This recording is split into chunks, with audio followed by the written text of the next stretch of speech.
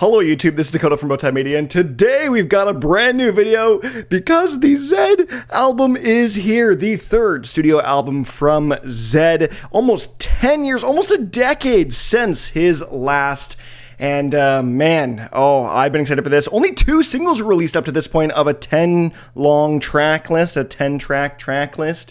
And so we don't know a lot of what this album has to offer up to this point. We've got Out of Time and then Lucky, but other than that, we don't know what we're getting ourselves into really a whole ton. So this is my first initial reaction to the new record, Telos.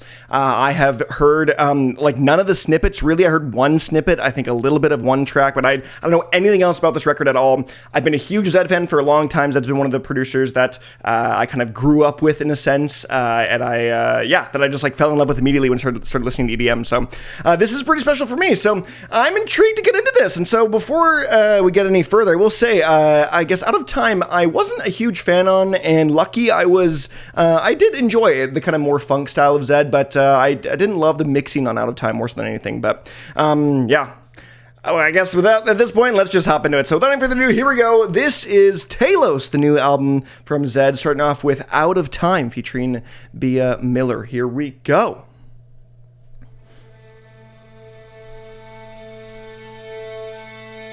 It is a good start to the album. This just screams classic Zedd. These moments are like, oh, this is like old school, like, yes. Somebody just get me off this ride before I'm out of time. I really like Bea Miller's vocals, I will say that a lot on this track. For me, the mixing is just whatever.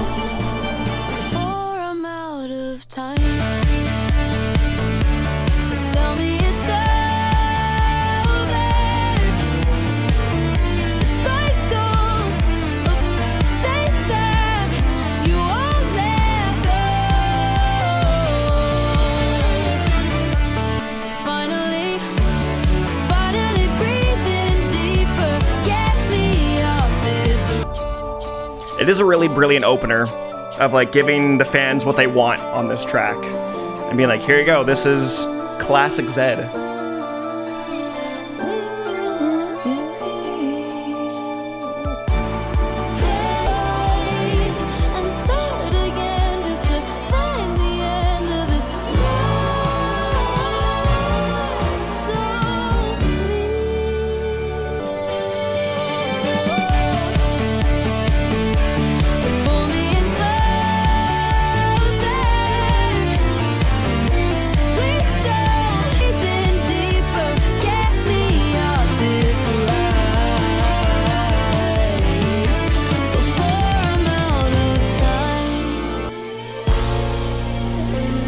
Like this is very epic and grand.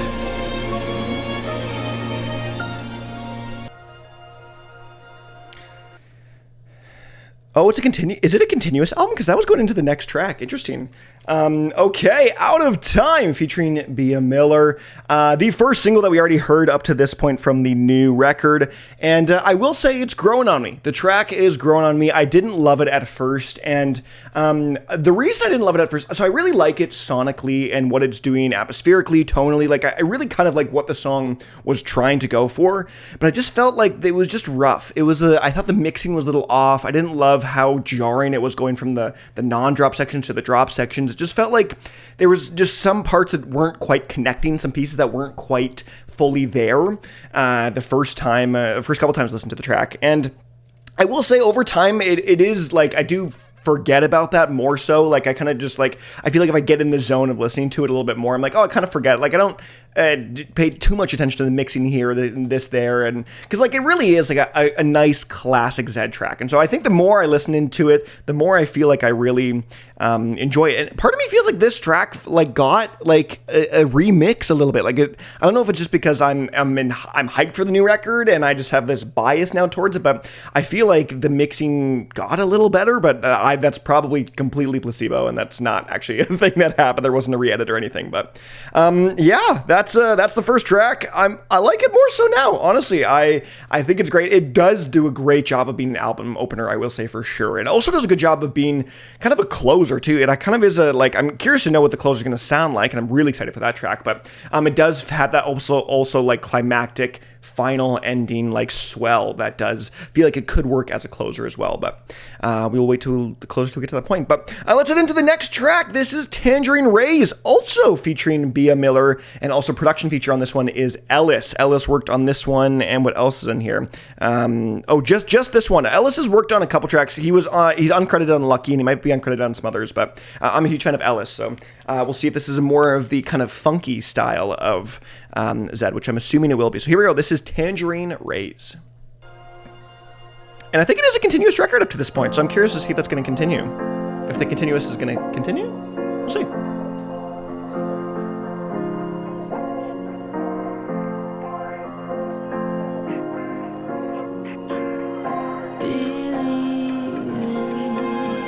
Very different vocal inflection from Bia.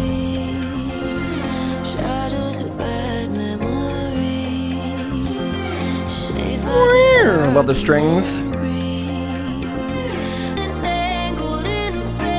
This is gonna get really funky, I think. Oh yeah.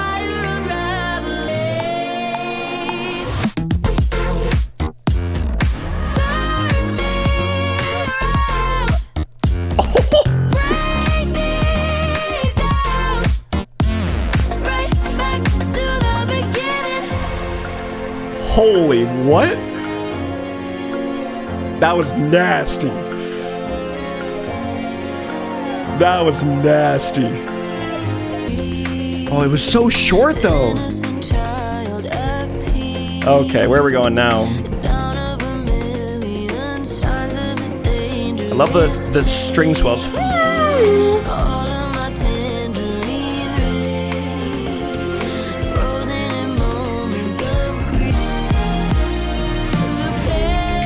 We need a longer drop here, please.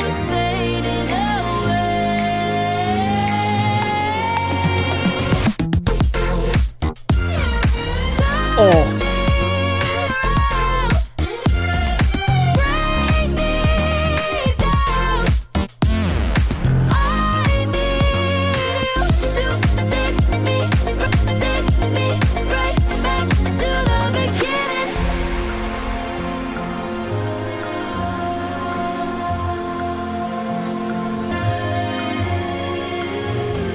Damn.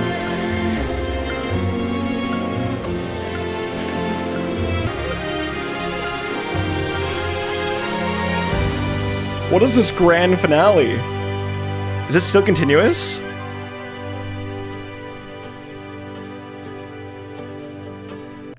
It is. It's a continuous record. Holy crap. Oh my goodness. Okay, I have a new, like, fire for this album at this point. I will not lie. I was hesitant. Going into this based off of Out of Time and Lucky, but my goodness. That track, oh, Ellis absolutely cooked on that. And I know a lot of that was Ellis. I know because I listened to all of Ellis's stuff. I know that was a lot of Ellis, and oh my goodness, that cooked. That was so nasty. That really was like, oh man, this really, I realize now, it was such a perfect match in heaven of Zedd's more like funky electro house style mixed in with like an Ellis. And even Dwilly has been on a couple of these production features as well. Another producer I love that does this more funky style. So are we really going to get a full like funky album here? Like not so much like Out of Time and a lot more like Lucky or like Middle or Stay or something like that. So my goodness, that was so good. I really liked also that Bia Miller went for a totally different vocal inflection there. Like she showed off a lot of range. She shows off actually a ton of range in both Out of Time and Tangerine Rays. But to be able to go from the like climactic finale that was Out of Time to a more somber, more more just like a little bit more chilled out, a little bit more subtle, a little bit more intimate sound on Tangerine Rays. So yes, but let's keep moving along. The next track here is Shanti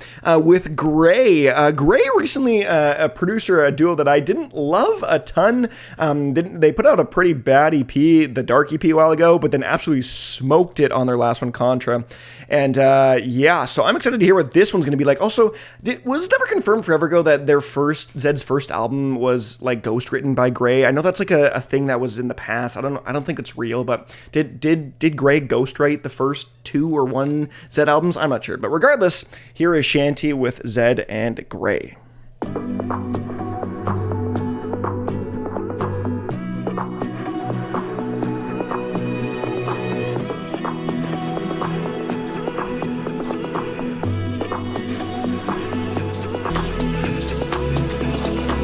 Very like muted percussion sound.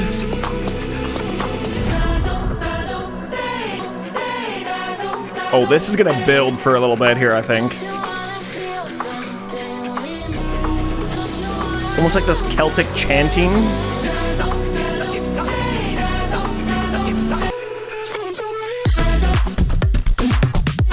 Okay. Oh. Like Arabian synths? Oh.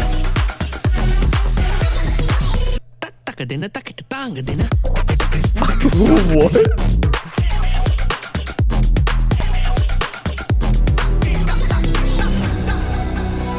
Wow, that's wild and very different than what we've heard so far.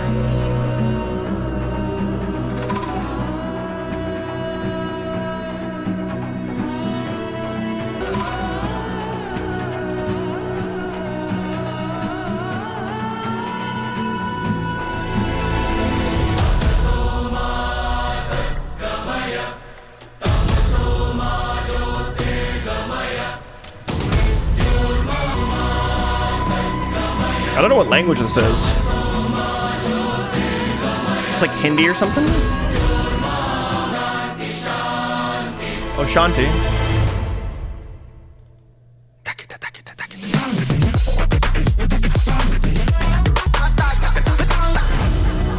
That was it?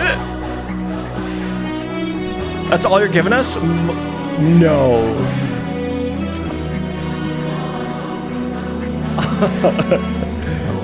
Wow. Oh. Okay, the BPM changed. The next one's gonna be really slow then, I think. Not really slow, but a lot slower than that. Okay, Shanti. My goodness. Again, they're cooking on this one. Zedd and Gray here. This sounds a lot like the modern Gray sound of what Gray has produced a lot as of late. And I feel like the Contra EP, it was the Contra EP, right? I think that was the name of it. This feels like the precursor to Shanti almost. It feels like...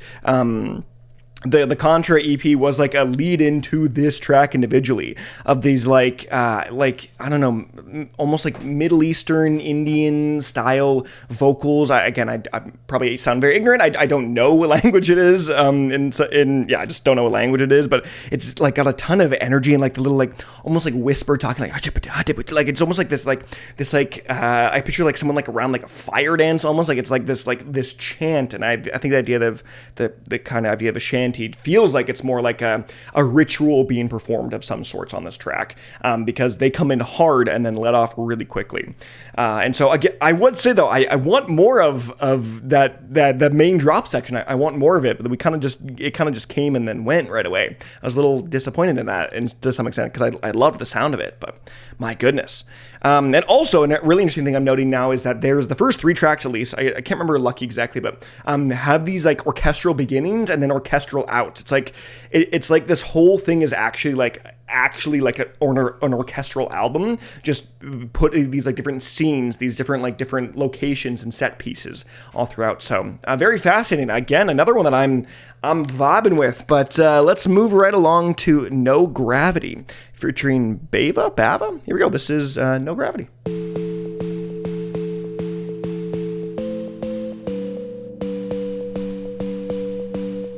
Okay, this one's not starting, I guess, with an orchestral.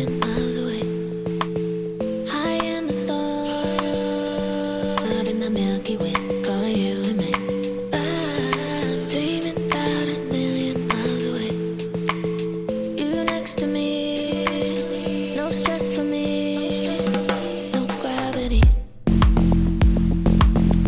Okay.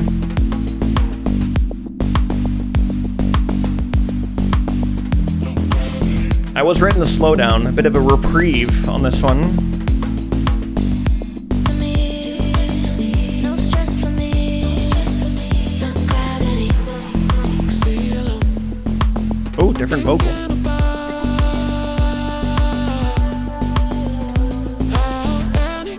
Maybe we could run away and leave this place for another day. Look at all the love in the Milky Way, calling you and me. Ooh. It's a subtle difference on that little sound, but I think it does a lot, actually. Ooh.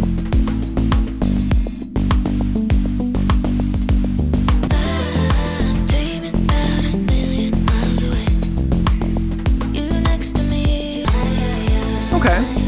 Staying pretty like this for the whole track here. Run away. We could run. You next to me. No stress for me. No gravity. Okay, and that one has like a true fade out. So the first, it kind of ends to some extent. The continuous record sort of ends at this point of it being a first 4 tracks, which is very fascinating. I assumed if we were going to be continuous, the whole thing was going to be that way, but we kind of have ended that to some extent. Obviously, it still can be, but it like having a true fade out and just a nothing in the middle does sort of prevent it from being continuous. I call it semi-continuous if it continues to do this kind of pattern throughout. But yeah, this one's a bit of more of a reprieve. This one's a little bit more chilled, a little bit more laid back. This is kind of a more just kind of a space love story here in some extent, and I actually really like the metaphors and the like. Yeah, just the writing on this one actually is pretty nice for the comparatively to like a regular kind of more.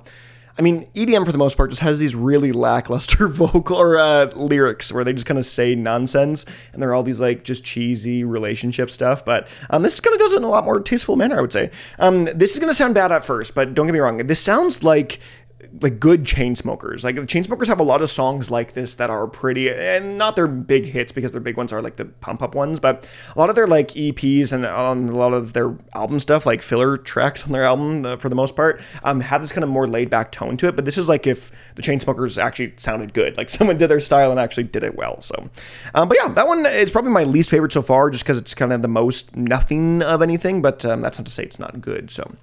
Let's move into the next track, though. This is Sona featuring the Olam. Here we go.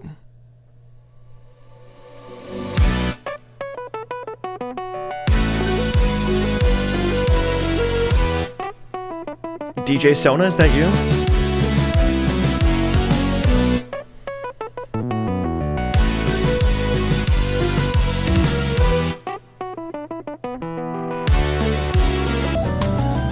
What time signature is this in?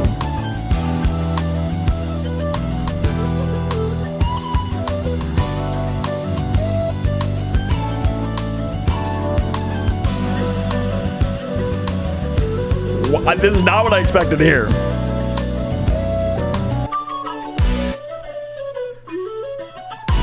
What instrument is this even? Thought it was a piano at first, but now it sounds like some like woodwind instrument. You can hear the like the voice, like a Celtic whistle or something like that. Oh, now we have like, what are these instruments? This is wild.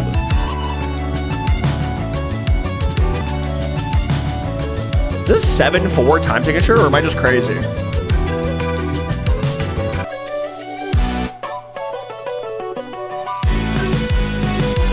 No, it's 7/8. I'm so lost on these beats.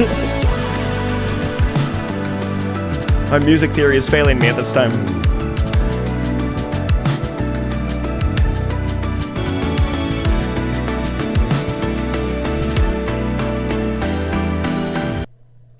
Oh, I see. It leads into Lucky. That's okay. That's pretty fun.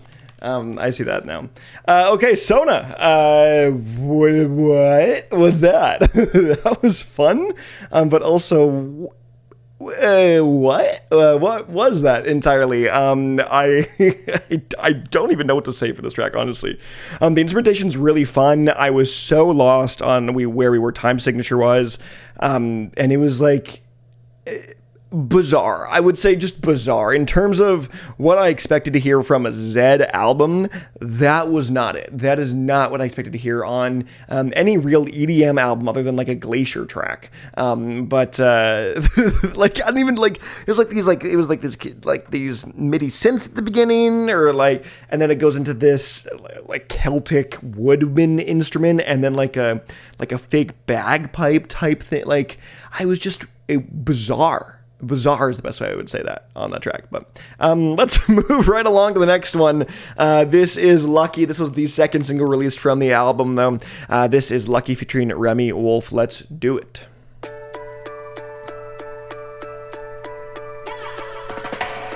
In the morning, I wanted to catch you, but you pulled me like a magnet, and this could have been simple, but you dragged me through the fire. I don't regret it, no baby, I don't regret your lesson. Now I'm feeling soaked in lucky. Lucky, lucky,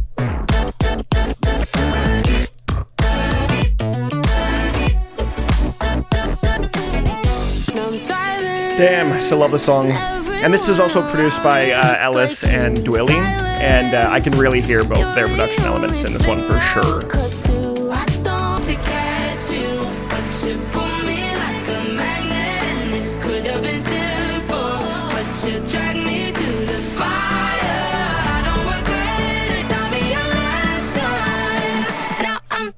Soaked in lucky, lucky, lucky,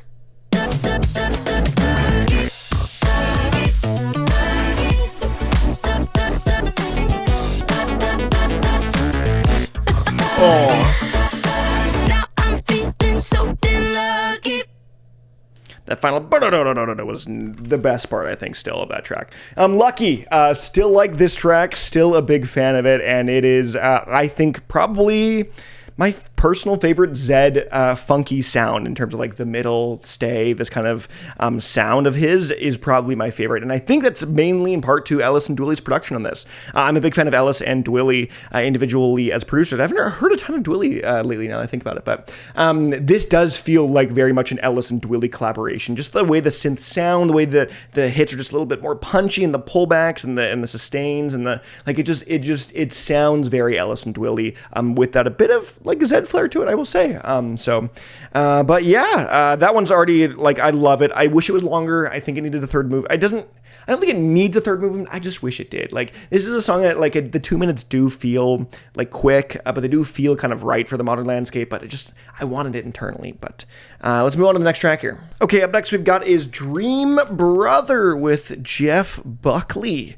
Not a feature on this, I guess, with Jeff Buckley, a name I have not heard before, and I'm sorry if that offended some of you that really like Jeff Buckley. I have no idea. I've never heard that name before in my life. So here we go. This is Dream Brother.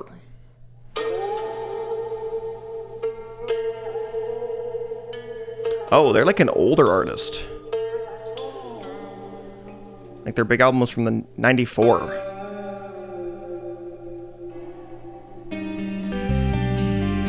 There's a bit of that old school kind of epic rock to it, though. There's a child sleeping near his twin. The pictures go wild in a rush of wind. The dark angel he is shuffling in, watching over them with his black feather wings and in a butterscotch head. Her green eyes bloom goodbye. This is really unique so far. And your kiss on the lips of another. Dream brother, with your tears scattered round the world. I love Jeff Buckley's vocals, though. Don't be like the one who made me so. Don't be like mine, and nobody ever can. This is epic. Dream brother. Oh.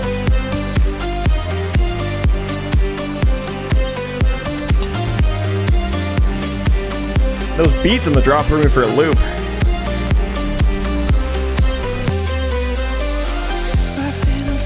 Okay, really interesting track so far. I love your voice and your dance insane. I hear your words and lips of another. Your eyes to the ground.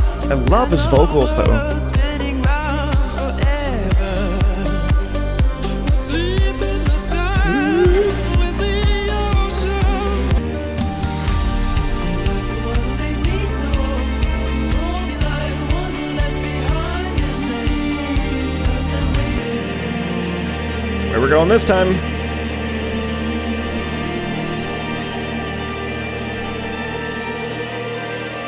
Are we in the pop?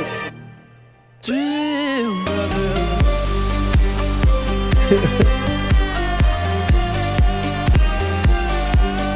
Kind of groovy, not gonna lie. Those vocals are. The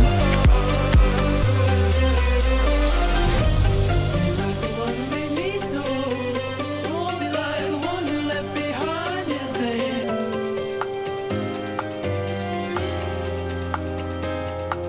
Okay, now it's kind of continuous going from the last one, but okay, Dream Brother. My goodness, that might be my favorite one other than Tangerine Rays up to this point. I don't know if this is just a bias of what's coming soon here, but this sounds like a Muse kind of song. This sounds like these kind of epic, more grand style. I don't know if a lot of you listen to Muse, but Muse has a ton of different eras and some that's more electronic, but it does feel like a Madness style era Muse track where it has these great sweeping vocals with a brilliant vocal cadence as well too. Like it's not your regular rhythm. It has a little bit of flair to it, a little bit of fun and just to it. And other than that, like those drops were kind of a more basic kind of just like a big house 4 on the floor beat. The boom, boom, boom. Like they were just like kind of a big sounding like. Yeah, 4 on the floor style beat. And I think it works really well in the larger context because I haven't really heard songs like this that have this weird, like very intentionally EDM style main drop section, but still has this very like alternative, weird sound to it for the most part that is this like more darker, moody, like almost apocalyptic sound. Yeah, I really like that track a lot, and I love the length of it too. I think it was brilliant, and I love Jeff Buckley's vocals there. Whatever he did to that track, fantastic. Maybe a lot of that was coming from him, but my goodness, that was great. I need to go see some Jeff Buckley stuff now, apparently. So let's hop into the 8th track. This is Descensus featuring Dora Jar, also with Mesto on this one. So another production feature from a bigger EDM name in Mesto. Here we go.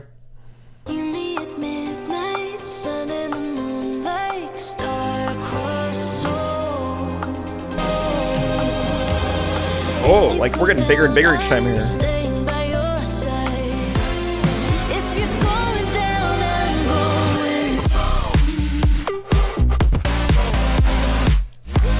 If you're going down, I'm going.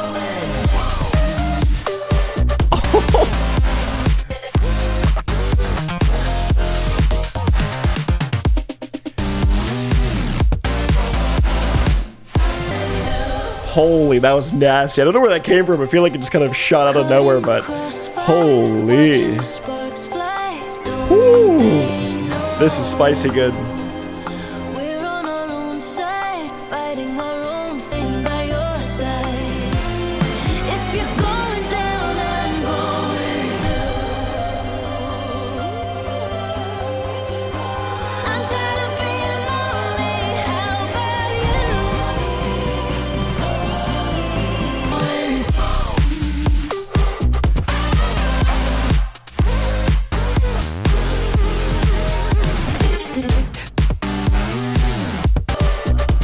Those Mesto synths are so prevalent.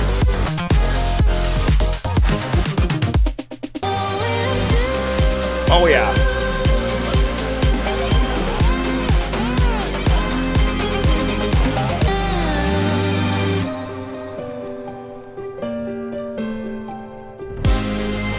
if you're going down, I'm going. Holy, that was damn nasty. This felt like a culmination of everything. Like this could have been an album closer right there. That really, I loved how it felt like a mixture of this funky side of Zedd that we've been hearing with production elements from assistance from Ellison Twilly, which is not on this one, and bringing in Mesto for that real kind of big room electro sound. That was maybe a match made in heaven, I would say, with Zedd and Mesto at the helm of the production there. This feels like it really was like a big climactic grand track that ends with, again, these big symphony pieces, these big orchestral movements that close like a lot of these tracks out that make it feel like it has a sense of finality to it.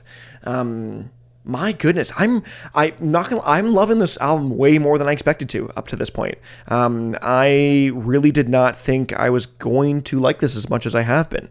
Not gonna lie, I don't know why I had these expectations for it, but my goodness, this is great. And we got 2 more tracks coming with some big named features. So here we go. This is Automatic Yes with John Mayer. Here we go.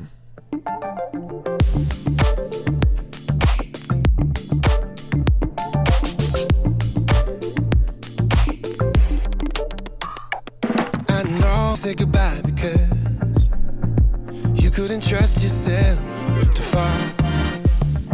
I heard you find another man and that you're on your own again. And maybe I hope it's me you call.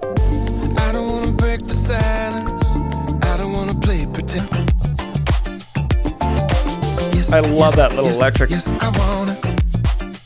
Yeah, right there. Yes, I wanna. Scared of what your friends will say, but they don't know me anyway. And baby, I gotta take a chance to know. I don't wanna break the silence, I don't wanna play pretend. I don't wanna be the same mistake you make. Automatic, automatic, yes for me. Yes, I want automatically. You're on my mind. Yes, I want. You don't have to ask me twice. Oh, you already know I crunched up a little bit. I don't have to tell you that I love you still. That I love you still, love you still. Oh.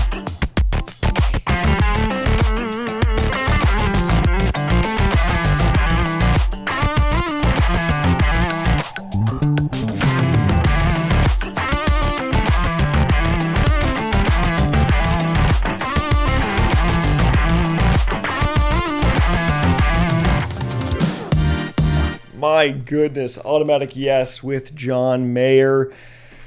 Oh man, I'm really loving this so far. I love the features on this too. Like everyone feels like they really bring their own piece to the pie here. Like just hearing the way that Ellis is added on Tangerine Rays, the way that we get, I guess, Mesto on Descensus. I'm assuming the Jeff Buckley sound specifically from on Dream Brother, and or now this John Mayer very muted, like fast electric guitar, little plucking that we've come to know and love from John Mayer up to this point. So I'm fascinated that Zedd has been able to create an album with a sound that's maybe a little mixed at this point, but one that tonally, I should say, like tonally, like there's a little all over the place in some areas, but and still bring in these other voices and other producers to keep their sound alive too in each track. So that all is going to come to a big culmination in 1685. I'm assuming that's how we're going to say this one. With Muse, a group that I love, a band in a nice 6:11 minute song to close out this album. So this might be a huge closer. We'll see how this one goes. So this is, here we go, 1685 featuring Muse.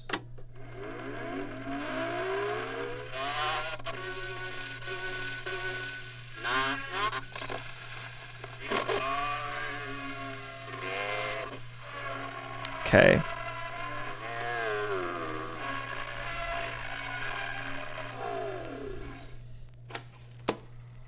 Kind of weird to get this on the last song, but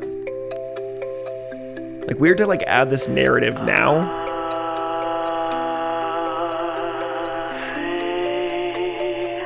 What a Muse sound.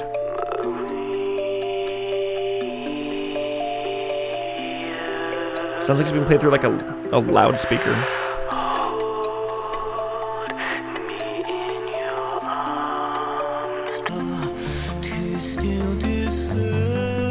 Wow.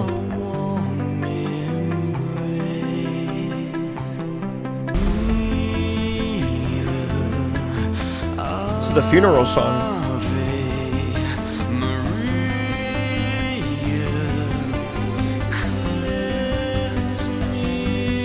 We're getting faster.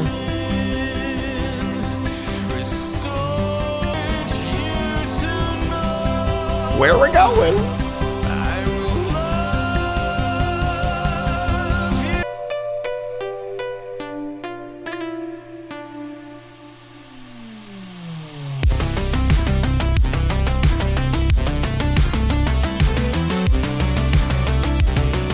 Not sure how I feel about that off the bat. It feels like two different tones a little bit. There's a bit of a stretch to get to where we did.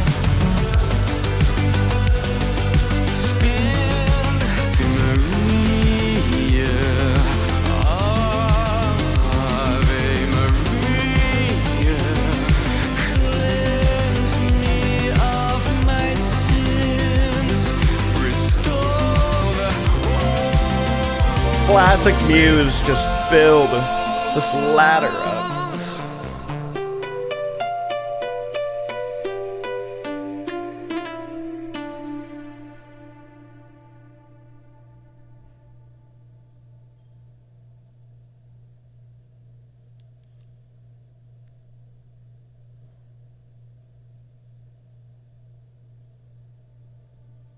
What?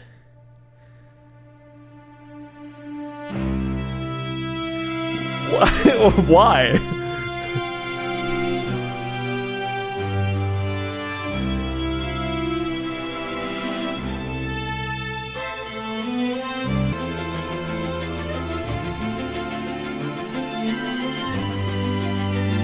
Huh.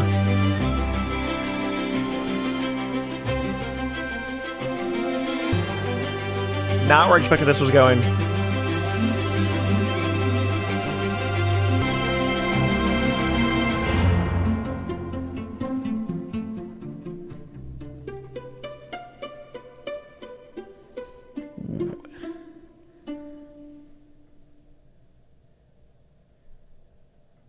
What a wild song. What a closer. I don't know whether I love it and I think it's the greatest track or it's literally the worst song on the album. I can't tell. It's like, it's almost like such a high concept track that takes so much more. It's like not your regular listen at all. It's like one of those like just critically acclaimed and loved songs. You're like, I understand it, but I also don't at the same time. Like bizarre. So I read up a little bit on this thing, and it says the song's melody interpolates Prelude in C major by Bach, whose birth year is the namesake of the track, 1685. And also, this is the first time that Muse's frontman Matt Blaney co-wrote a song for anyone other than Muse, which is a crazy fact. So crazy that was on a Zedd track, but wild song. That one needs a lot more listens, I think, for sure. That one needs a bunch more listens for me to really have an opinion on that one. But final thoughts on the album. This is not what I expected from Zedd, and I think this is not what a lot of people expected from Zedd. This album is full of these more kind of like rocky, grand, cinematic, orchestral sections to the like nth degree comparatively to what we had with Zedd previously. We had hints and pieces of it from the True Colors or the like Clarity Spectrum era, and we get some of that, but there's like, this is it to like turned up to 11. There's a lot more of this very grand, big feeling tracks where a lot of them aren't necessarily these more commercially viable ones. These aren't ones that you're going to hear a ton on like the regular EDM sounds. This is Zedd choosing to make a really unique choice artistically, and I think that is fascinating, and I love that for him. I think I appreciate that a lot myself personally. I think that this is a brilliant move on his sake to go and be different without he could have easily stuck in into his old ways and just be like nostalgia bait. I think this album could have easily been nostalgia bait, and I don't think it is. I really think it is a great blending of this like funk sound from Zedd that he's been harboring for this like in fostering up for these last like 7-8 years, with this old school kind of grand big electro sound and the pockets of cinematic that we've heard here and there in orchestral. This feels like the most complete Zedd album, I think, yet.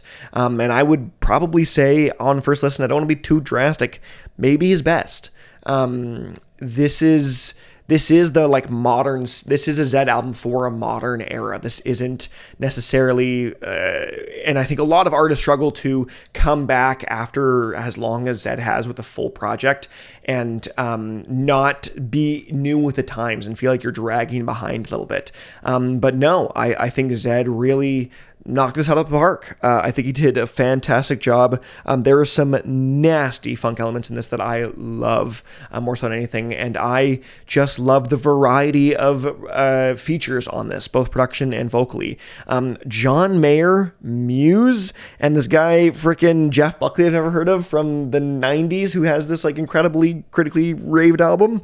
And then Gray and Mesto and Ellis, like this is just like such a bizarre culmination that really an artist only like Zedd could do. And I think this proves Zedd is one of the top dogs, honestly. It just shows what he's capable of. So, but that is all just my first thoughts, my initial thoughts on the album. I'd love to hear what you guys have to say, anything and all in that comment section below. I'm really curious to hear what you guys think about this album.